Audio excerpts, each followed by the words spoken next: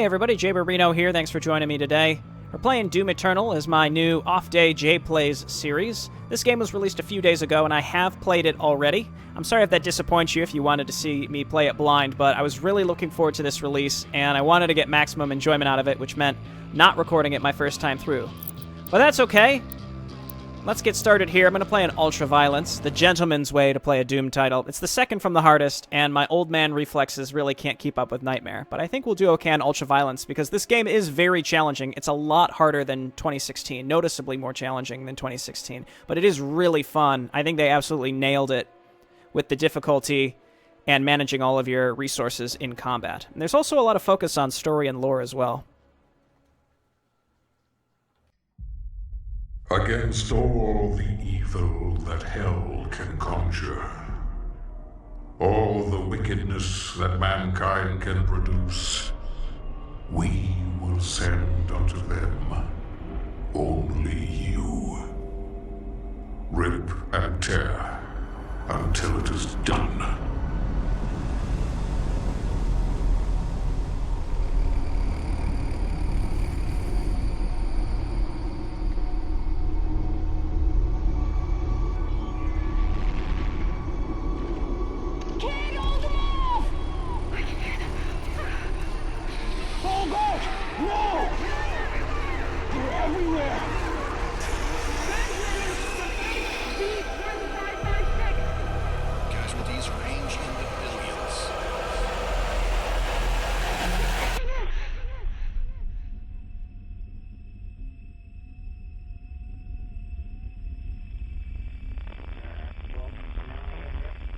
We must pray now, brothers. Pray that he is watching. Please, anyone, if you can hear me, if you're out there.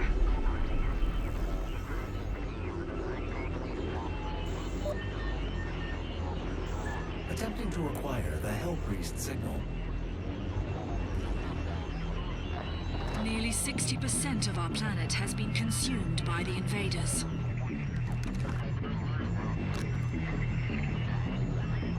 We have the Hell Priest signal locked in. The target is marked, but the signal will not hold for long. For it is he that they fear, not man, or his armies. They feared the mark of the beast.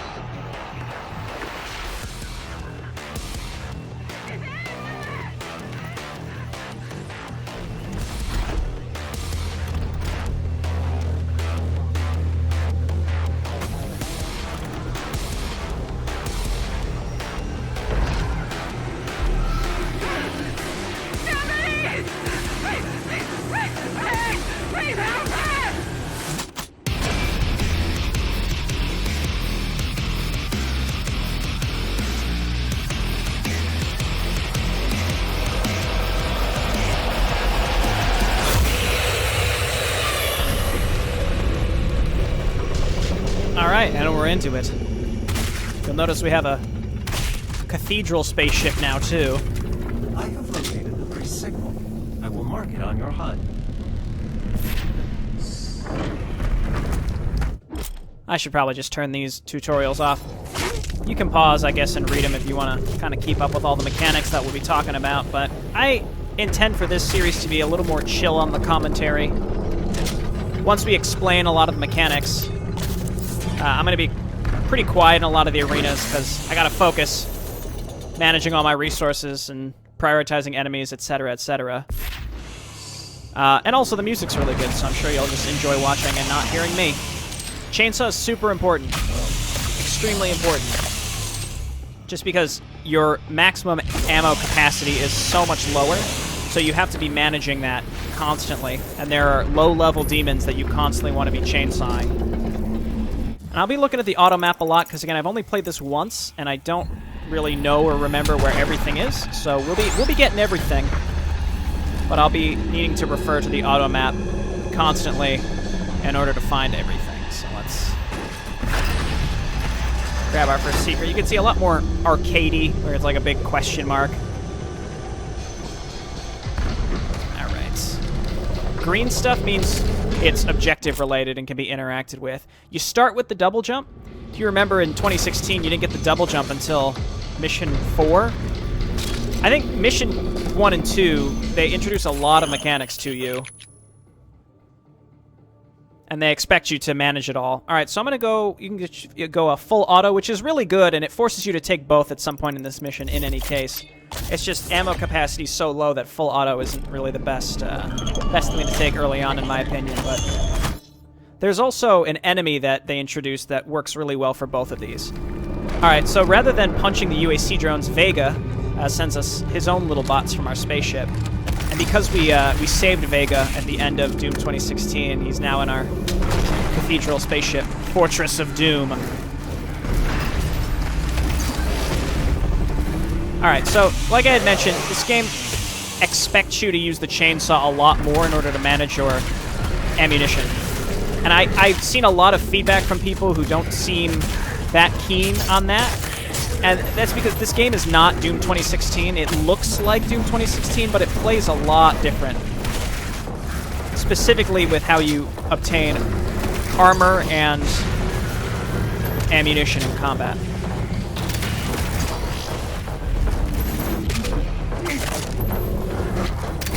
So it's purposeful that your ammo capacity is very low. And even with upgrades later, it doesn't get much better. Like, I think we start with 16 shotgun shells max capacity, and eventually it becomes 24, so it's not that huge of an improvement. And I think that was so that they could balance out making sure people don't just exclusively use the super shotgun. So I'll show the codexes, but I'm not going to read them. You can pause and read these. I'll just open these up, and you can check them out if you want.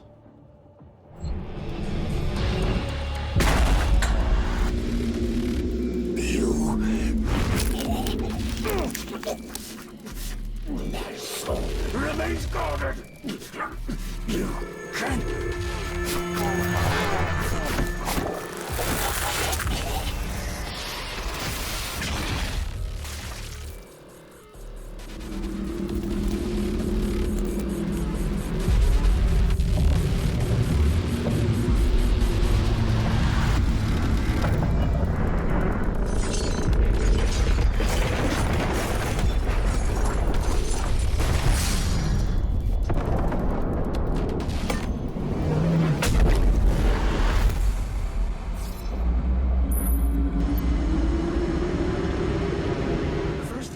Has been terminated. The demonic consumption of Earth has been reduced by 36.8%. There are 2 Hell Priests remaining. Sorry, Cacodemon. So those Hell Priests are very important. They're essentially orchestrating the attack on Earth. It's the Dayags is what they're called. All right, so you can read this if you'd like, as I've mentioned. And I'll talk about the lore. I mean, I've read all this stuff in my first playthrough, so I'll talk about it. I'll take full auto here. And like I said, there's the perfect enemy that's introduced in this mission that you can use both of these mods on in conjunction. So it kind of teaches you to actually swap them. Alright, so now we have a punch. Bam. Anytime we enter a new area, I'm going to be checking my auto map. Looks like something's going to be up here. Yep.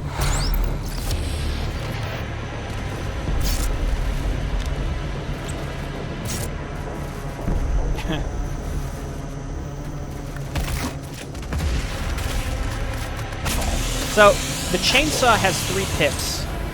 And if you have full chainsaw fuel, which you very, very rarely will, but if you have full chainsaw fuel, you can actually...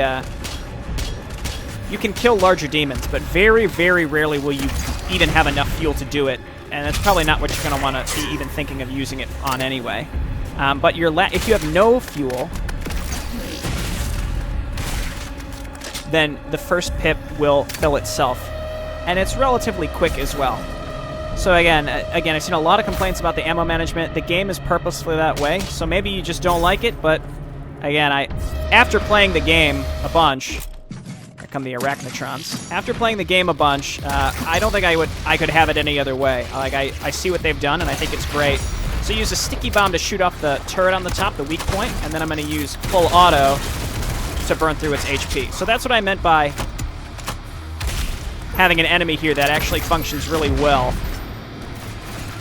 early on, because it shows the power of both of those. It's just, you better be ready to use your chainsaw pretty soon after you use Fall Auto. So again, with a max of only 16 shells, probably not going to be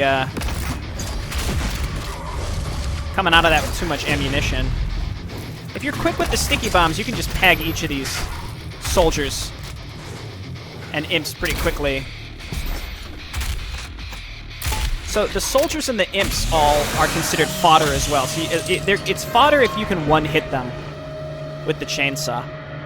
And like you see, the encounter actually ended before we killed all the zombies. Ow.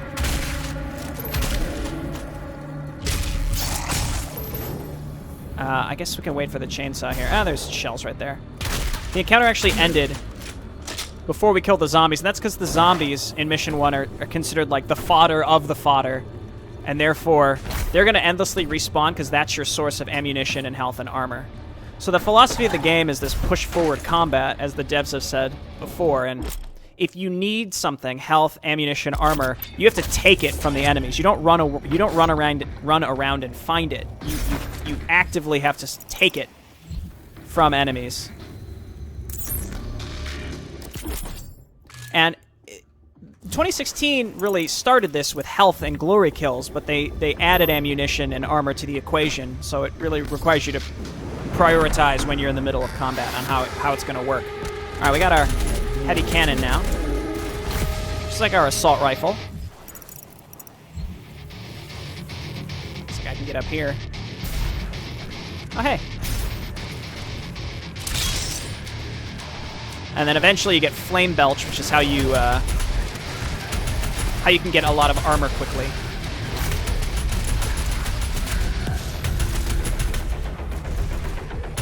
So, yeah, good weapon, but again, ammunition's going to be a problem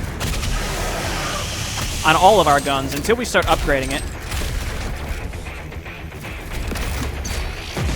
But I don't think we're going to have a problem. He moved slightly to the right. Let's see if we can get him. There we go. There's a little auto-aim involved in that.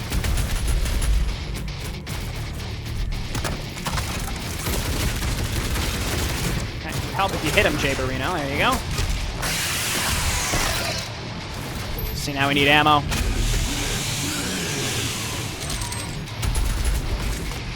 So it's just a constant shift on what you need. Health and armor kind of share the same purpose. Armor is just an extra health bar, in case you didn't know.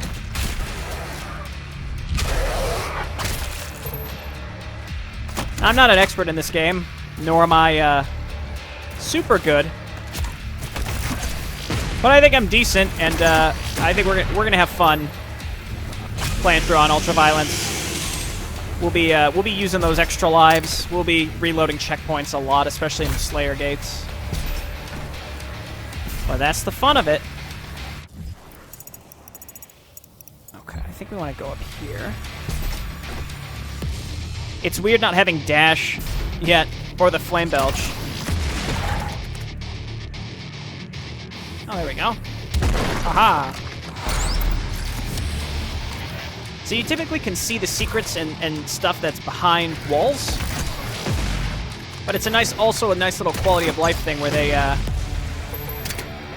they reveal, once you get them, they open up the pathways that were blocked previously, which I think was quite nice.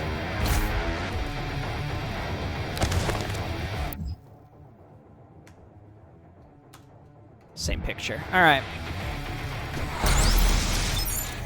Hopefully that's enough time for you all to pause and read those if you want. So the extra lives, they look so goofy because it's just got the big 1-up on it. But I've come to actually quite like the mechanic that they did with the 1-ups. So rather than having to load a checkpoint,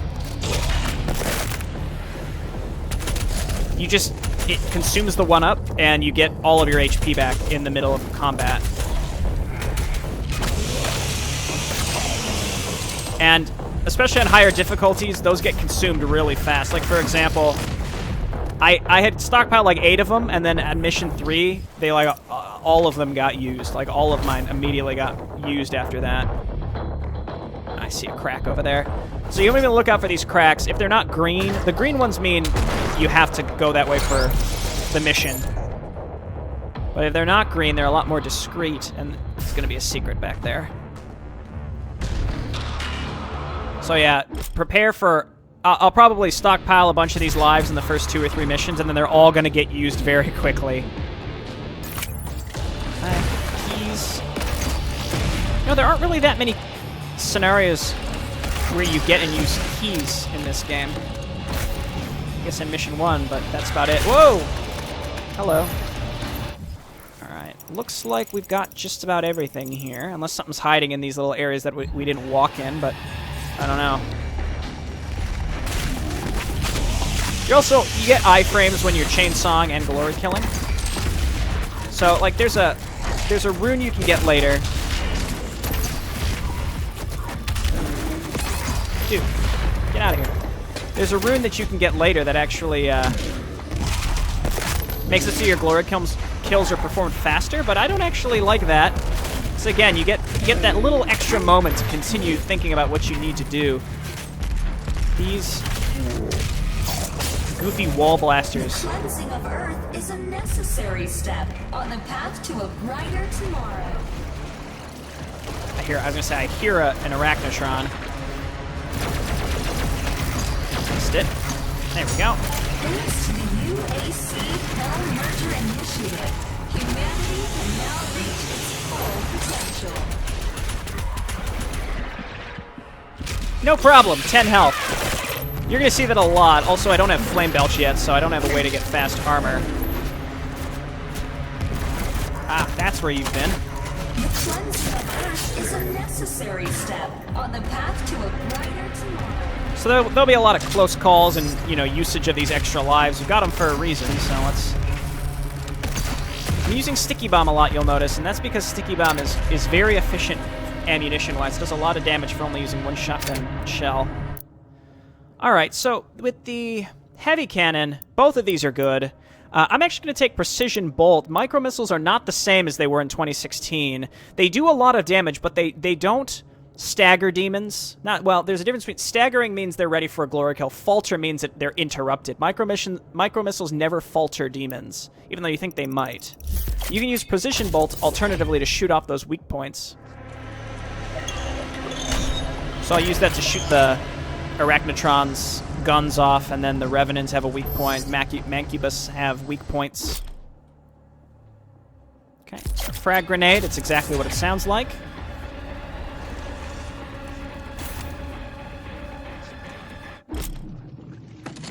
Okay, I get it. It's giving me a lot of tips and tricks. Again, I'm aware of this stuff, so you don't have to worry about it. I'll talk about it as we go. All right, so here are the Cacodemons. They actually do a ton of damage, but they're also very easy to kill if you hit them with the sticky bombs, which is silly because like it can get a little repetitive. Like it's so easy to kill them that way. But again, you have to prioritize when you're going to kill them because it's time consuming. You have to wait for the bomb to get into their mouth, and then you have to wait for it to explode. So it's actually, I don't want to say tricky, but it's key that you think about when you are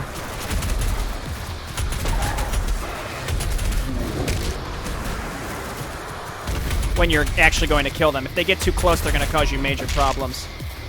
Sometimes I punch just habitually if I get too close to an enemy. Your punch does 0 damage. Eventually you can power it up based on a consumable charge, but your punch actually, even against the normal zombies, 0 damage. There's that Arachnotron. Also, you get that nice little noise feedback of like the metal ching when you break off a weak point.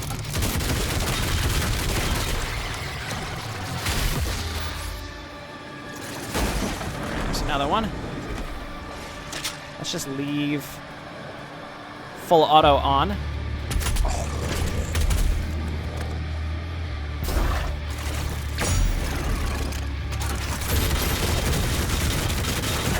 You get a good amount of damage from full auto. It's just, again, the ammo consumption is pretty wild. But that's why, again, there's demon fodder everywhere. It's a very subtle mechanic. You'll notice demon fodder just continuously respawns in arenas.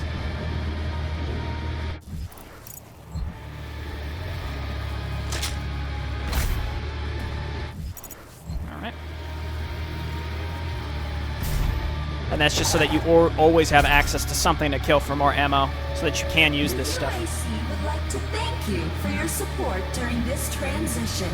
Your suffering continues to inspire us.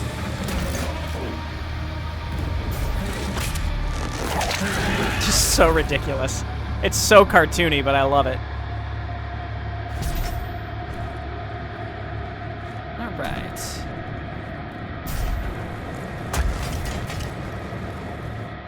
So wall over there, can we even get to that?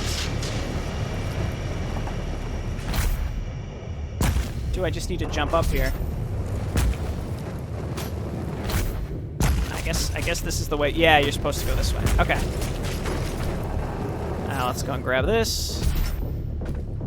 Yeah, not having dash yet, it just feels weird. I keep pushing the button, but it doesn't work.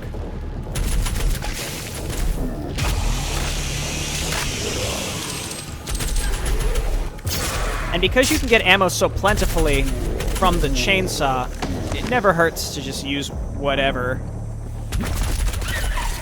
Use whatever gun you want to use whatever.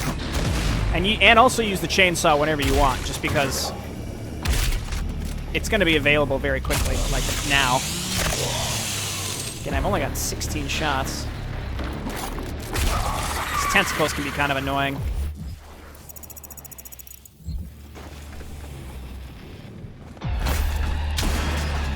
Right. So when you replay missions, you can play with cheat codes as well. But you have to unlock them. That's where I came from. But not every hole in the ground has a tentacle in it, so it's really just to keep you on your toes. But I like how not all combat encounters are arenas.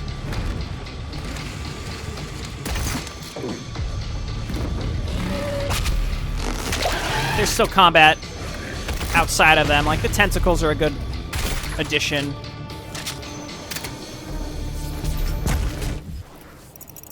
Okay, there's an extra life in the other elevator shaft.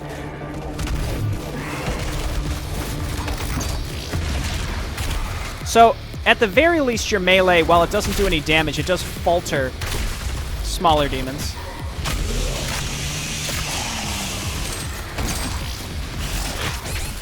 There's a cacodemon behind me, I can hear it, and it also did a shit ton of damage to me. There's that one up. God, I keep instinctively thinking I need to dash forward to get these glory kills, but I can't yet. I think you get that in Mission 2. You get a lot in Mission 2, actually. Look at this guy, he can't use the jump pad. What a fool.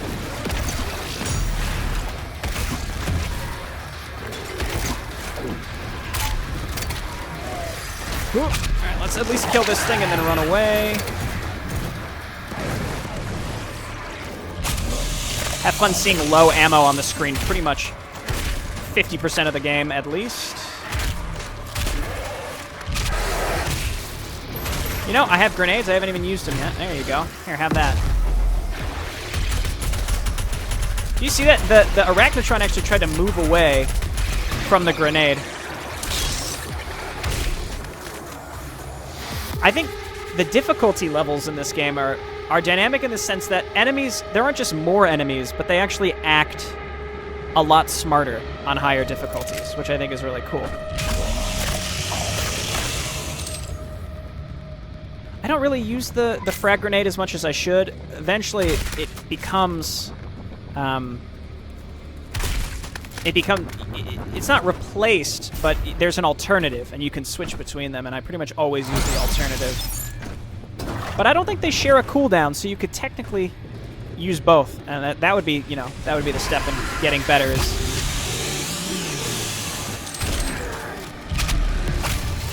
switching between those as well. Just a whole nother, you know, thing. See, so like I can sit here and I can, you know, kill these guys with headshots, but the sniper blast actually, it actually consumes a noticeable amount of ammunition. I think it's like 6 shots, something like that.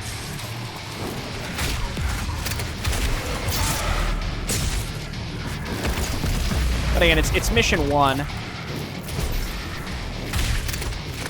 And I'll play this whole mission in one video, and then future episodes are going to be shorter. That's my plan, at least. Because they become a lot longer.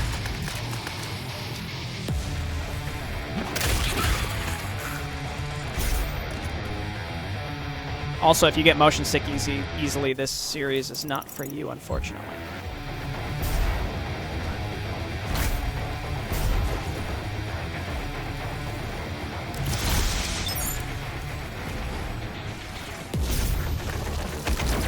Got it.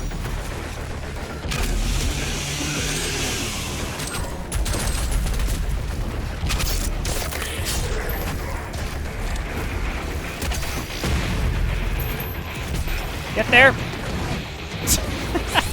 You don't die when you fall, but you do.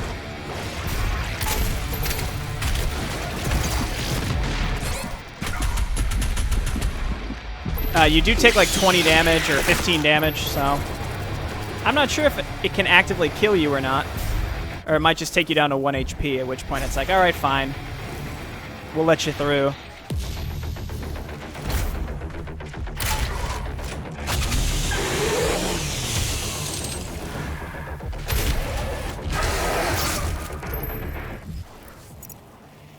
Alright, so you can see our collectibles here. We're missing 2, and there's some in the very last area, but it's non-combat. The Khan Maker is nearby. She is inside that demonic citadel. I will mark her location on your HUD. The gathering of Hell Priests is located just above your location. My scans indicate there is a lift at the center of this facility. I love the environments. This feels like something straight out of Doom 2, just reimagined. Sort of like old Gothic architecture and strange machinery. It's neat. So this is what I was talking about earlier. So now, if you look and see that you know there are things to still collect. Like one is right here, and I think the other one is in this same room. But you can fast travel around the map. Anywhere in the map, so that you know nothing is permanently ungettable once you have fast travel unlocked. So if you want to explore, you don't have to replay anything. You don't have to replay the whole map. I think some challenges might be missable. I don't actually know. I know what there it is. I was going to say, I know it's in this room, I think. Some things stood out to me. Like, again, I remember looking for this in particular in my first playthrough, so I remember where it is. I didn't read either of these, so here's Deag Nylox. You can read that if you'd like. And then I think the Hell Priest was the other one that we got. Yeah. Okay, let's go. And that's the end. Basically, it's the end of the mission once you get fast travel.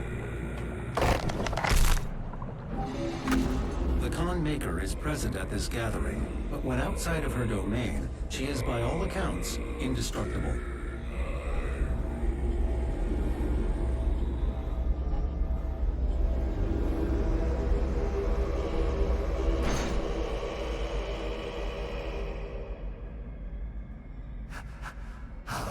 This be? No man can pass through the gate.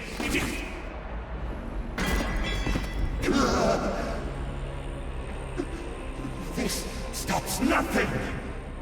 The sacrament of this world to the great Khan Maker will be made, and the energy will be restored once again.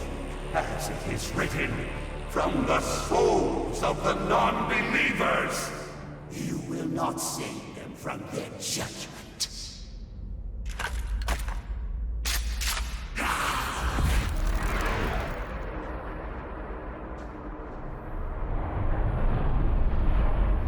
You go too far this time. You cannot interfere.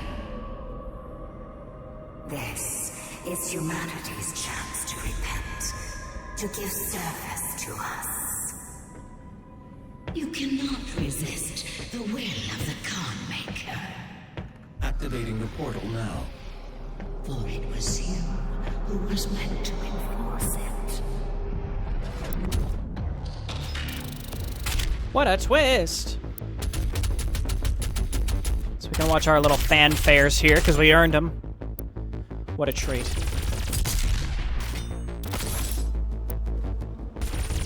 Alright, so that's mission 1, and we can go to our ship. And we can't explore the ship just yet. We can do that in the next... at the end of the next mission, I suppose. But again, I'm going to be splitting the missions up. Like, this video is a little over 30 minutes. I'm going to try to keep them a little shorter than that in the future. Because the missions, there are like 8 or 9 of them, but they're all pretty long. I do not have the means to locate the second Hell Priest. Your celestial locator is missing a component. We will need a replacement.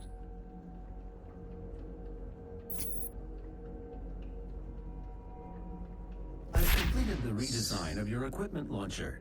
The flame belch is now ready for your approval. Hell yeah. Flame Belch took me a while to get acclimated to. It's extremely important to learn, though. And it's one of those things that, like, once I finally got in the habit of using it...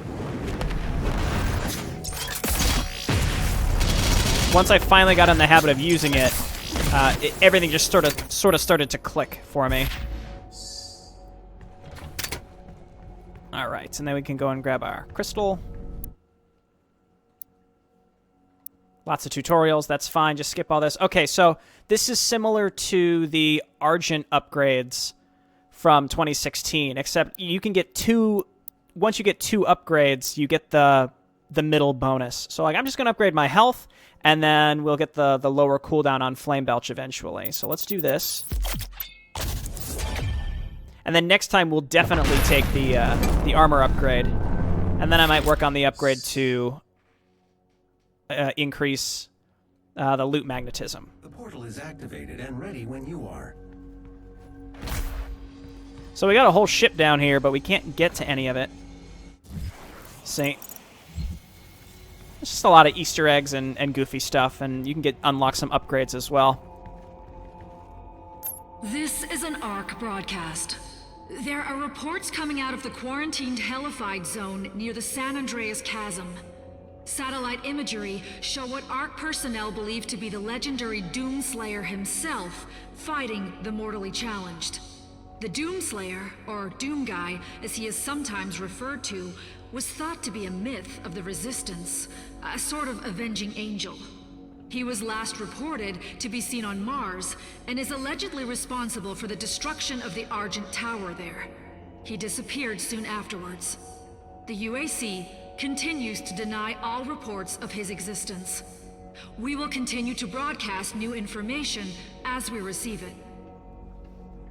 So ARC is like the human resistance, the UAC are like the demon slaves, essentially. Okay, well, I'm going to go ahead and end it here, and when we come back, we can move on to Exultia. See you next time. Bye now.